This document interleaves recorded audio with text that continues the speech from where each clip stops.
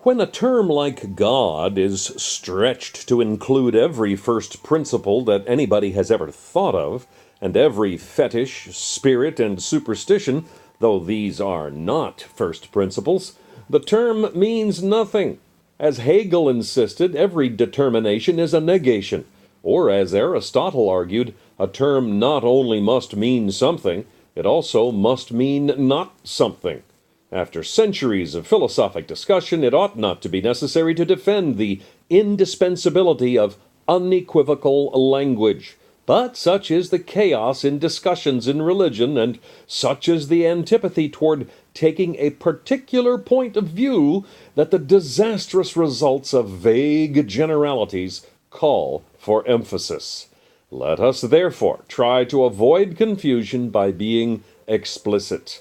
Most words in the dictionary have 3, 4, or even 5 somewhat different meanings, but if any word had 1,000 meanings or better, if any word could stand for every other word in the dictionary, nobody could tell what it meant.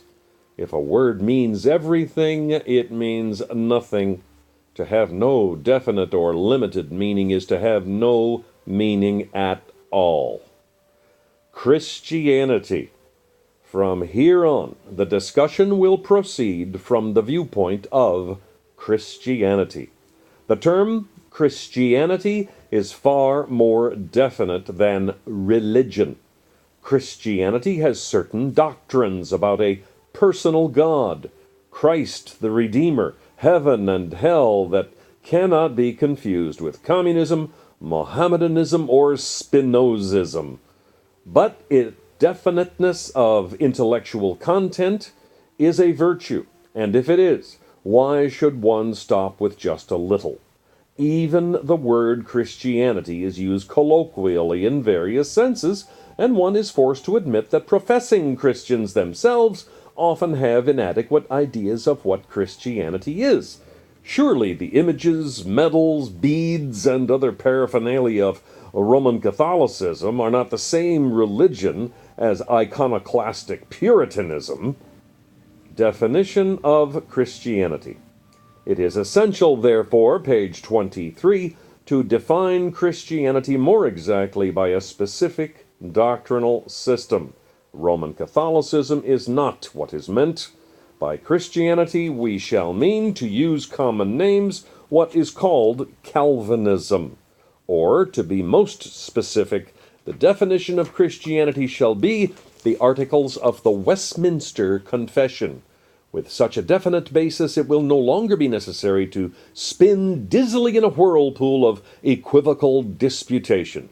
Now we can know what we are talking about. Since the cause of confusion in the philosophy of religion has been empty and meaningless terminology, the hope now is that this avoidance of ambiguity will contribute to the solution of several problems. The main subjects, the relation of reason and faith, inspiration and revelation, the basis of morality, will be considered in the following chapters. An attempt will be made to show that, because of the basic doctrinal position, it is possible to arrive at definite and consistent conclusions. There is no hypocritical claim that the argument is without presuppositions. On the contrary, only because the Westminster Confession is consciously adopted can progress be expected. But before the main questions are put, certain minor points prove to be satisfactory examples of the procedure and may be used to conclude this introduction.